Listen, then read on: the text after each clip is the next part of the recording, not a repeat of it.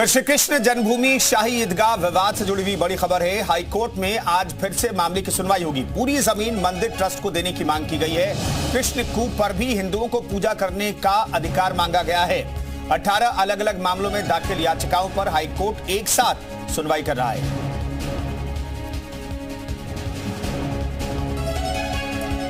तो हाईकोर्ट में श्री कृष्ण जन्मभूमि और शाही ईदगाह विवाद मामले की आज सुनवाई होगी। 18 याचिकाओं को क्लब करके एक साथ हाईकोर्ट अब मामले की सुनवाई कर रहा है। इस मामले में आज अहम सुनवाई जिस पर नजर बनाए रखने की जरूरत है। इस खबर पर हमारी नजर लगातार बनी रहेगी। हाईकोर्ट में क्या दलीलें रखी जाती है दोनों तरफ से, यह हम पता लगाने की कोशिश करेंगे और इस पर अपडेट हम आपको देंगे। 13.37 एकड़ जमीन के मालिकाना हक, पूरे जमीन पर मालिकाना हक की बात हो रही है। 12 अक्टूबर 1968 को हुआ था दरअसल समझौता। जन्मस्थान सेवा संस्थान ईदगाह ट्रस्ट के बीच समझौता हुआ था।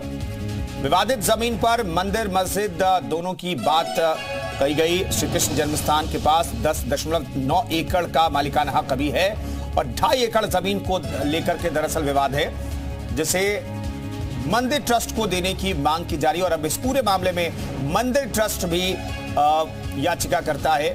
मंदिर ट्रस्ट ने भी याचिका लगाई है। तो प्लेसेस ऑफ वर्शिप एक्ट का हवाला देकर के कहा जा रहा है कि ये उस एक्ट के अंतर्गत आता है ये विवाद, और दोनों तरफ से दलीलें रखी जाएगी। लेकिन हाईकोर्ट किस नतीजे पर पहुंचता है ये देखना होगा। तो श्री कृष्ण जन्मभूमि और शाही ईदगाह विवाद के मामले में आज हाईकोर्ट में सुनवाई होने वाली है। गुफरान हमारे सहयोगी प्रयागराज से मौजूद हैं और कन्हैया हमारे साथ मथुरा से मौजूद हैं। पहले कन्हैया से बात कर लेते। कन्हैया, कितनी उम्मीदें हैं लोगों को जो याचिका करता है, आज किस मामले पर, किस बिंदु पर कौन व्यक्ति कौन सा पक्ष अपना पक्ष रखेगा? देखिए, आपको बता दें कि पूरा विवाद 13.37 एकड़ भूमि से जुड़ा हुआ है, जिसमें जो श्री कृष्ण जन्मभूमि के साथ ही जो याचिका करता है, जो हिंदू पक्ष के लोग हैं, उनका कहना है कि जो पूर्व में समझौता किया गया था वो बिल्कुल कानून के तहत नहीं था। ऐसे में जो समझौते पर सवाल खड़े करते हुए उन्होंने न्यायालय का रुख किया। और वही मुस्लिम पक्ष लगातार ऑब्जेक्शन दाखिल कर रहा है, क्योंकि फतवा कोर्ट में भी काफी समय तक सुनवाई हुई और 7-11 पर लगातार सुनवाई की मांग होती रही। इसके बाद पूरे मामले को हाई कोर्ट ने तलब करते हुए एक साथ सुनने के आदेश दिए और लगातार हाई कोर्ट मामले में सुनवाई कर रहा है। हालांकि सुप्रीम कोर्ट मामला सुनवाई है और एक जो अमीन सर्वे रिपोर्ट के जो आदेश दिए गए थे वो जो आदेश है अभी होल्ड पर है, क्योंकि मुस्लिम पक्ष ने ऑब्जेक्शन दाखिल किया था और माननीय सुप्रीम कोर्ट इस मामले की सुनवाई कर रहा है। ऐसे में आज 18 मामले हाई कोर्ट में जो लंबित है उन पर एक साथ आज न्यायालय कर रहा है।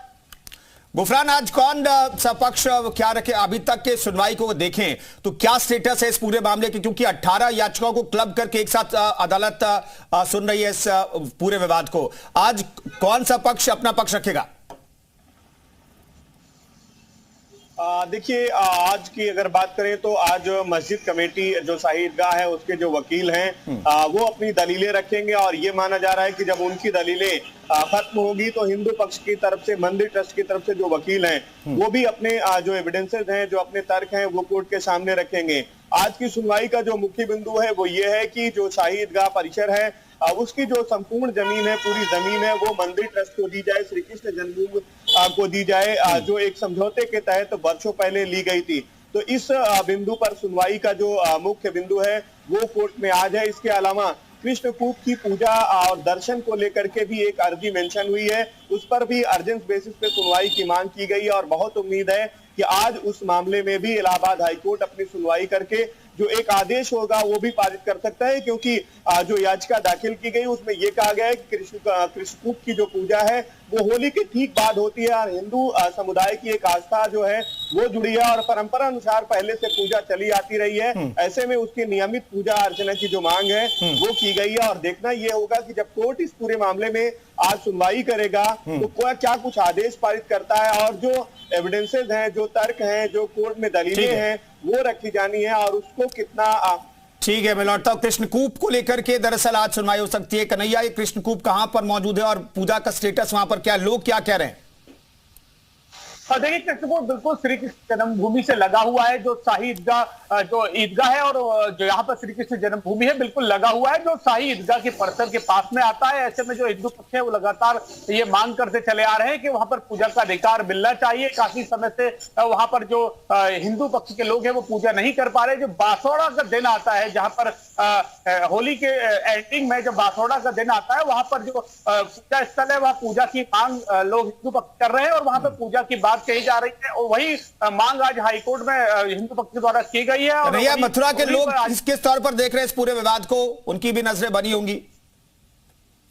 देखिए मथुरा के लोगों को बिल्कुल नजर बनी हुई है और ऐसे में जब श्री कृष्ण जन्मभूमि की बात आती है तो उससे पहले वाराणसी और अयोध्या का जो मामला सबके सामने आया है। ऐसे में जो मथुरा के लोग हैं उनका भी कहना यह है कि जिस तरीके से न्यायालय ने न्यायोचित जो आदेश दिए है, जो फैसला हुआ है वो मथुरा के मसले में भी हो। ऐसे में तो कि जो स्थानीय मुस्लिम पक्ष के लोग हैं उनको भी हिंदू पक्ष ने बाहर भी समझौते का ऑफर दिया था कि बाहर समझौता हम लोग बैठ के कर सकते हैं। और उनका कहना है कि जो लोग पहले ये सब चीजें कर गए वो मुस्लिम नहीं हो सकते। वो माहौल खराब करने के लिए हिंदुस्तान में आए थे। ऐसे में ये इन लोगों से लगातार हिंदू पक्ष के लोग बाहर भी बातचीत कर रहे हैं, लेकिन अब मामला जब न्यायालय में है तो सभी न्यायालय की ओर देख रहे हैं और न्यायालय के फैसले पर सबकी निगाहें टिकी हुई है।